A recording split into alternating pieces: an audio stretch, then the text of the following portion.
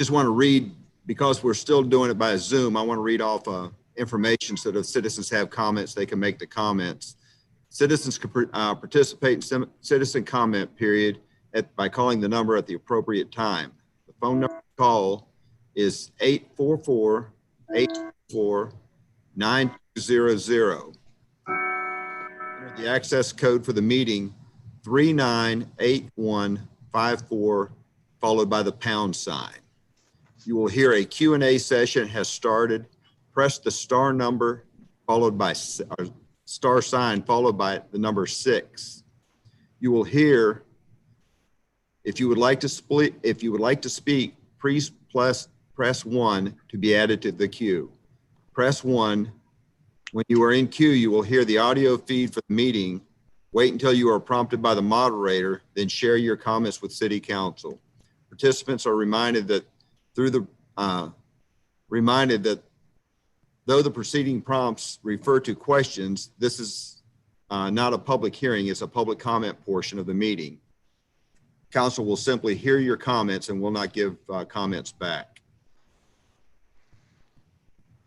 With that, has everybody had a chance to look over the agenda for the night? Do I have a to adopt the meeting agenda for tonight? I will make that motion. Thank you, Sam. Do I have a second for that motion? Second. Thank you, Terry. All in favor, signify by saying aye.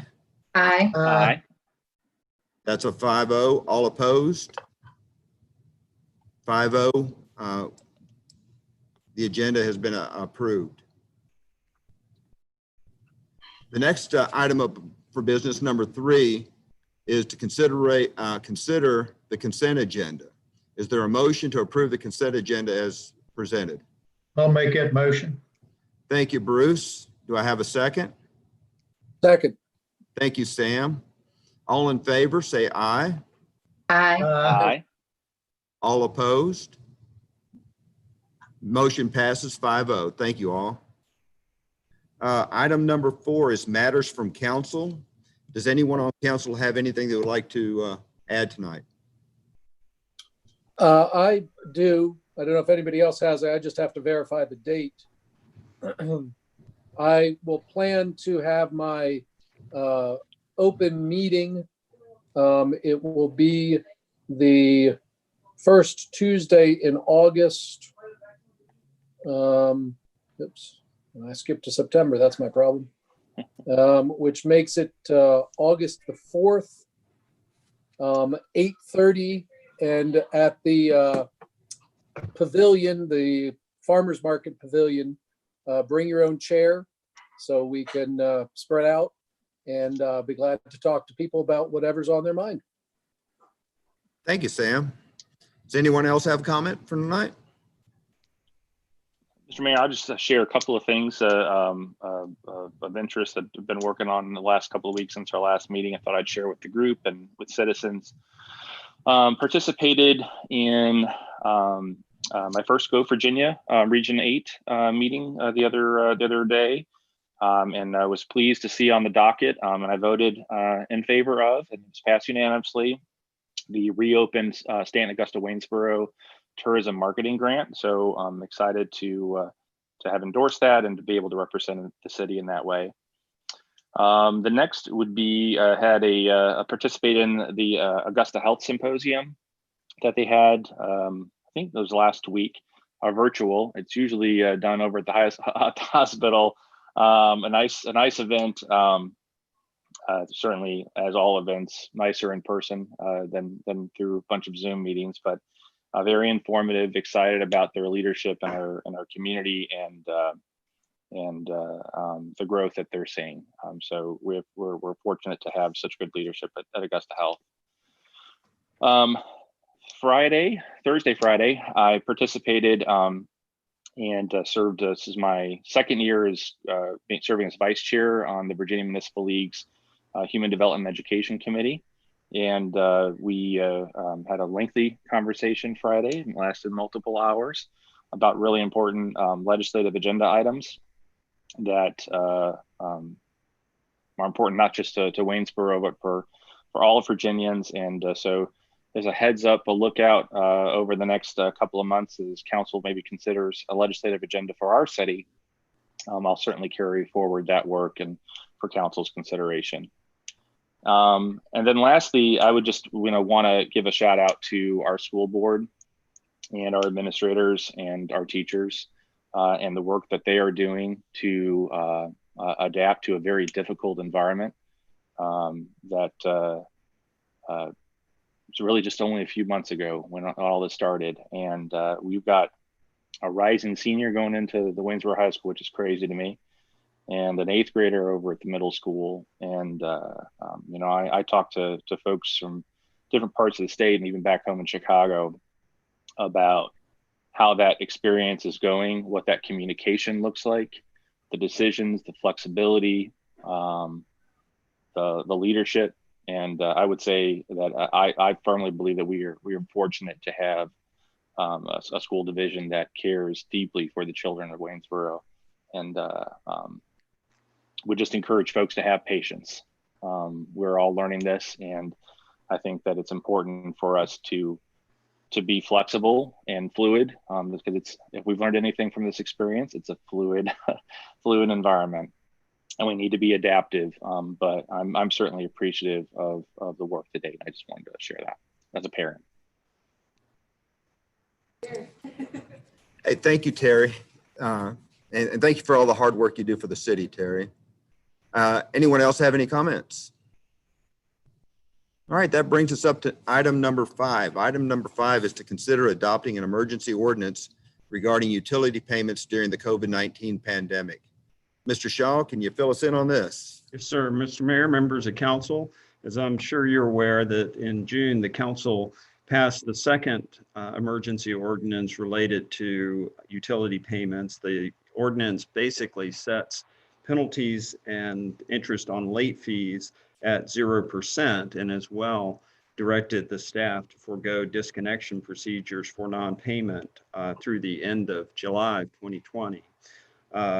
As that second ordinance, emergency ordinance, is set to expire, we wanted to bring this back to the council and make sure that the council and the community at large, utility customers, are aware that if, as it stands today, unless the council extends the ordinance, then on August the 1st, any unpaid balance on a bill would have penalty and interest applied to it.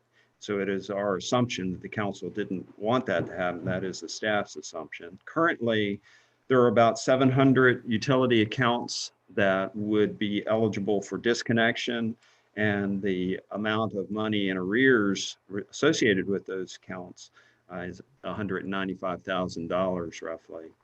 And to put that into perspective, the city currently serves about 8,900 utility customers or accounts. And typically we're at a collection rate of about 97 or 98%. So we're certainly beyond that.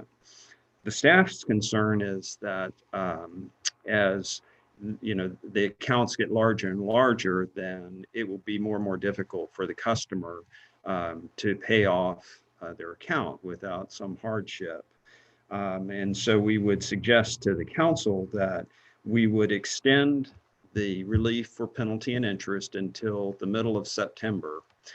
And in the interim, we will send out late notices and disconnection notices that as it stands today, if someone is late in payment, then we're reflecting on the bills that they receive, that they are in arrears in terms of payment.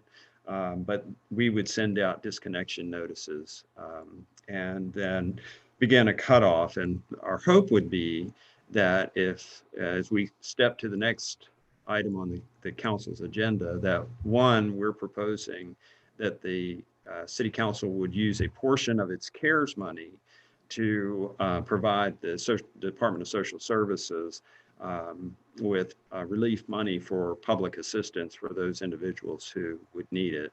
Now, that money could be used for items other than simply city utilities, but we could direct any family who's been negatively impacted by COVID through job loss or illness in the family, that sort of thing, to social services for hopefully for relief. So it will take some time to get that program in place, but by mid-August, we should have the program in place. Again, we would send out late notices. Folks would have 5 days to either contact the treasurer and set up a payment schedule, or if they've have had some economic hardship related to COVID, seek out assistance through social services.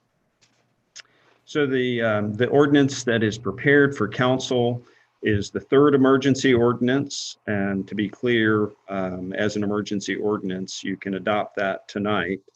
And it would again set penalty and interest for non-payment or late payment on utility fees at 0%, but it would recommend that we would undertake collection action, including disconnection, after August the 17th, and that the relief would run until September 14th.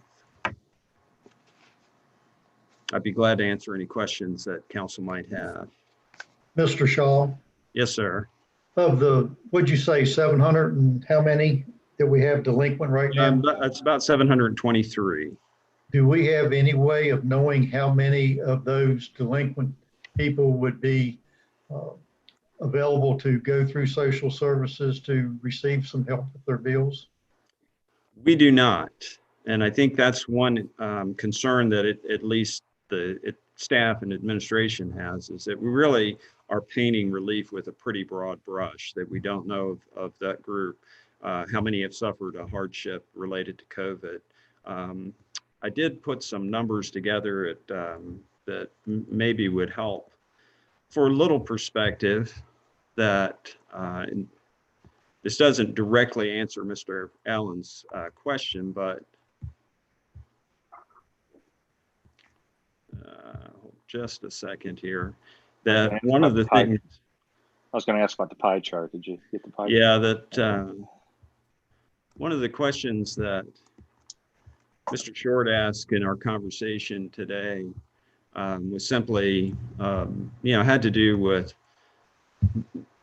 sort of where customers stand. And so as we look at it, about 12% or so of the folks who would be on a cutoff list if we produced it today owe us less than $100. And then, about half of the folks that are currently on a cutoff list owe us somewhere between $100 and $250. And so that's, for a lot of families, that's in the range of a normal bi-monthly water bill. And then about 30% of the folks who are in arrears owe us somewhere between $250 and $500. Now, to be eligible to get on a payment plan with the treasurer, you've got to get that balance down to $500 or lower. And then about 10% of folks owe us more than $500. And the average of a bill in arrears beyond the $500 is a little more than $800.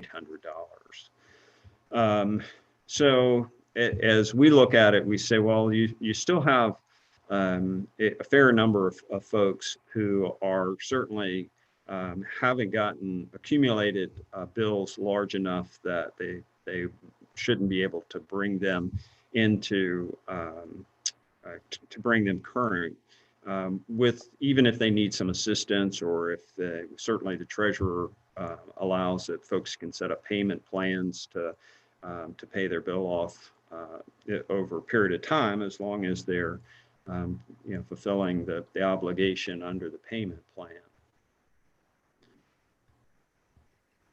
So, but to Mr. Allen's direct question, no, we really don't know, and it would take, the process that we've discussed with social services is that they would run this through one of the programs they have in place now, but the part of the eligibility or screening would be a question as to how the family was impacted by COVID-19. Thank you. I may also note that as part of the proposal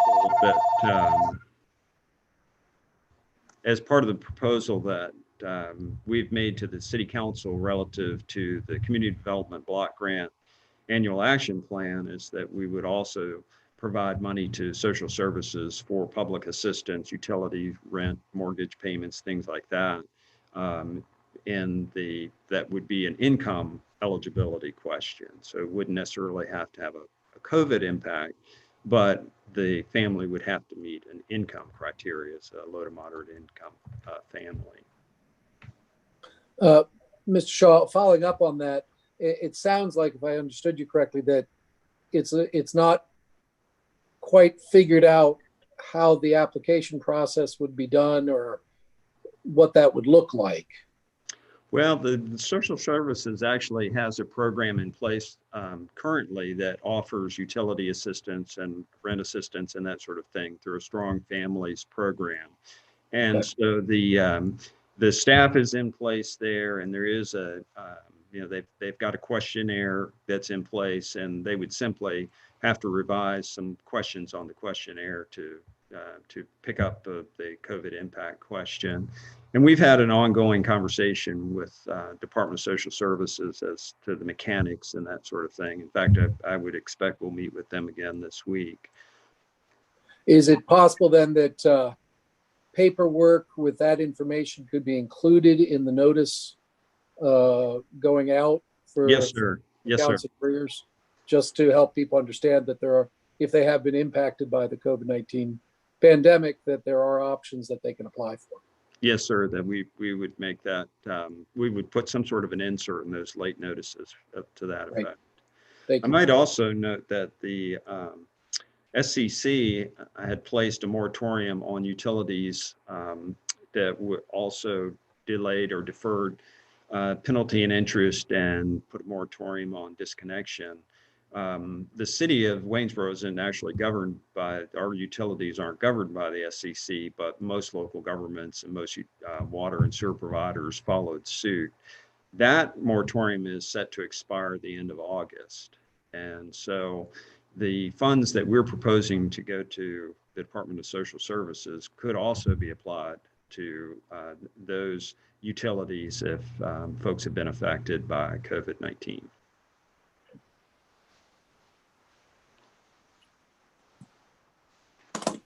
Any other questions for Mr. Shaw? Okay. Is there a motion to adopt the emergency ordinance extending provisions for giving penalties and interest on unpaid utility through September, but allowing the moratorium on the cutoff service for non-payment to expire? I'll make that I motion. will make that motion. Yep. All right, Mr. Allen made the motion. Do I have a second? Second. Thank you, Dr. Hofstadter. So we have a first and a second. All in favor, say aye.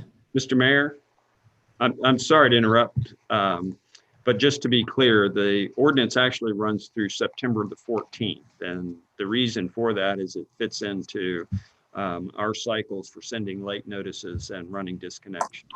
So it runs through September 14th. All right, let me rephrase the motion then. Is there a motion to adopt the emergency ordinance extending provisions foregoing penalties and interest on unpaid utility bills through September 14th, but allowing the moratorium on service cutoff for non-payment to expire? I'll make that motion. Thank you, Bruce. Do we have a second? And I will still second it. Thank you, Dr. Hofstadter. All in favor signify by saying aye. Aye. Aye. All opposed? The motion carries 5-0. Thank you. That brings us to item number 6.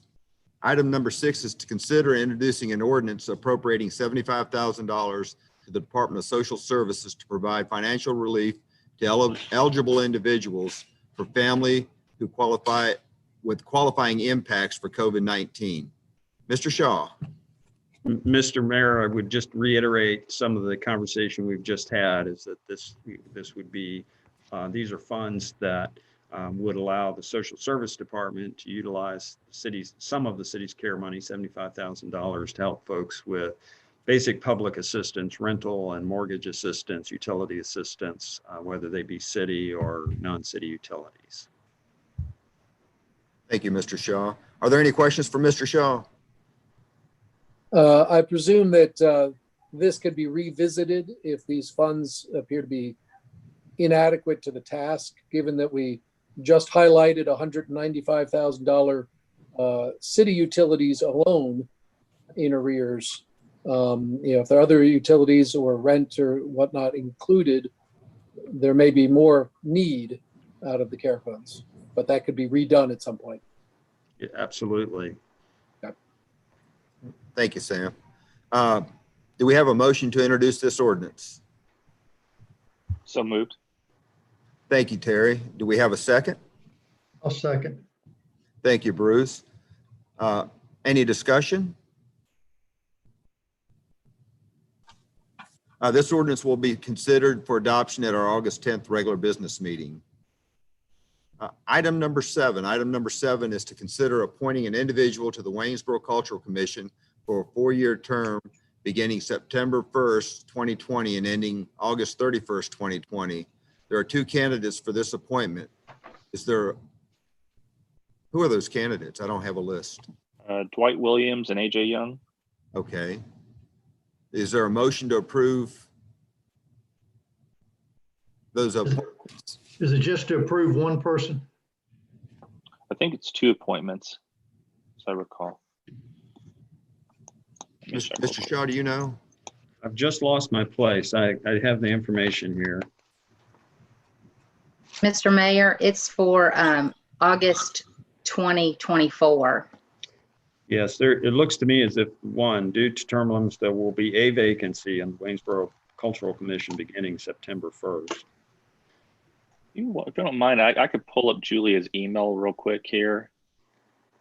And just to, because I think I read the email and how I'm reading the packet are different. Yeah, that's what it's got me confused. Yeah, hold on one quick second.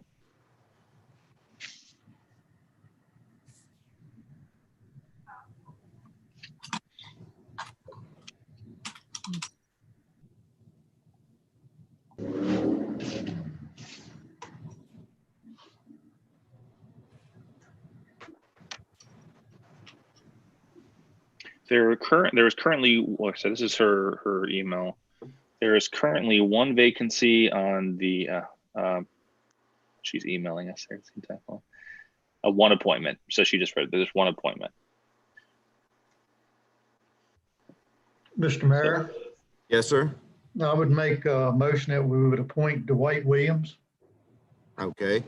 Mr. Allen has made a motion that we appoint Dwight Williams for the term starting September 1st, 2020, ending August 31st, 2024. Is there a second on that motion? I'll second it. Miss Williams is the second. Are there any discussion on this motion? I would just share our appreciation to both applicants for their interest and service to the community. Thank you, Terry. And I would echo that sentiment. So we've got a first supporting Dwight Williams and a second supporting Dwight Williams. All in favor signify by saying aye. Aye. Aye. All opposed? I like so. Nay. All right, we've got 4-1. Dr. Hostetter opposed. All right, item number 8, communications, correspondence, and calendar. Mr. Shaw. Mr. Mayor, I have nothing. I think your next meeting is scheduled for August the 10th. Have we made a determination whether this is going to be an in-person meeting or a Zoom meeting? We have not. I think at this point, the council and Mr. Hamp, I think should work together to determine how you want to conduct the next meeting.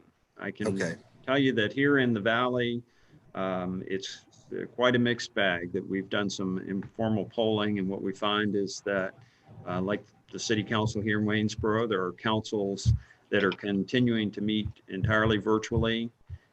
There are boards or councils who have gone back to live meetings, but most set some sort of a limit on the occupancy of the rooms, the council chambers or the board meeting rooms based on the size of the room and being able to social distance.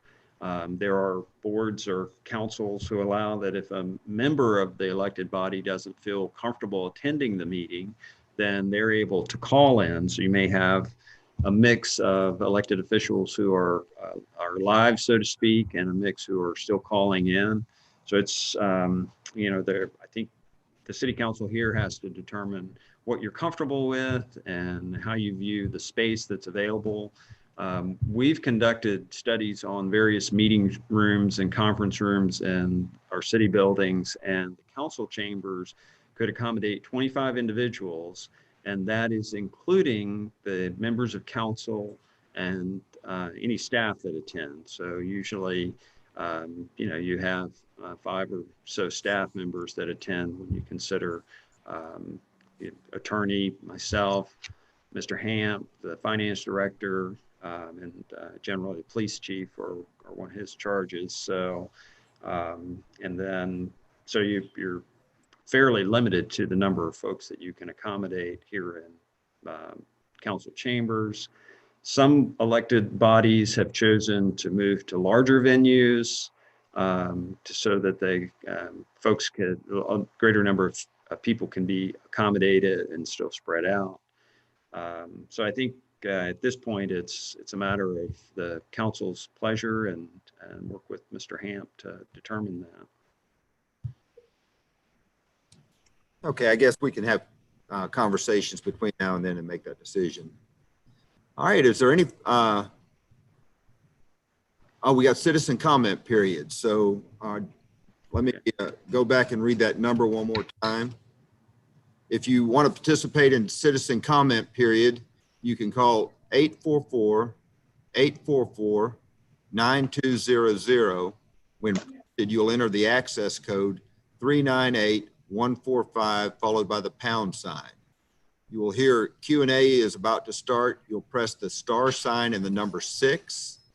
If you would like to speak, then press number 1 to be added to the queue. Press number 1 while you're in queue. You'll hear the audio feed of this meeting. Wait until you are prompted by the moderator, then you can share your comments with council.